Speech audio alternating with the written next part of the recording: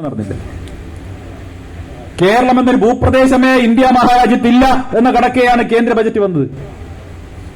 അതിലപ്പുറത്ത് ഉള്ളൊരു ബജറ്റ് ഇവിടെ സംസ്ഥാന ബജറ്റ് ബാലഗോപാലിന്റെ ബജറ്റ് വന്നു. ബാലഗോപാലിന്റെ ബജറ്റ് നിങ്ങൾ കണ്ടിട്ടുണ്ടാവുമല്ലോ. ഇപ്പൊ ഭരണത്തിൽ ഇനിയിപ്പോ ഒരു വർഷം കൂടിയേ ബാക്കിയുള്ളൂ. ബാലഗോപാലിന്റെ ബജറ്റ് കണ്ടു കഴിഞ്ഞാൽ ഉരുളക്കിഴങ്ങില്ലാത്ത മസാല ദോശ പോലെയാണ്. പേരിന് മസാല ദോശയാണ്, പക്ഷെ മസാലയൊന്നുമില്ല, കയ്യിൽ പൈസ ഇല്ല, പ്രഖ്യാപനങ്ങൾ മാത്രമേ ഉള്ളൂ. കഴിഞ്ഞ ബജറ്റിൽ പ്രഖ്യാപിച്ചതാണ് 8,500 കോടി തദ്ദേശ സ്വയംഭരണ സ്ഥാപനങ്ങൾക്ക്. 8,500 കോടി എത്ര കിട്ടിയത്? 42%.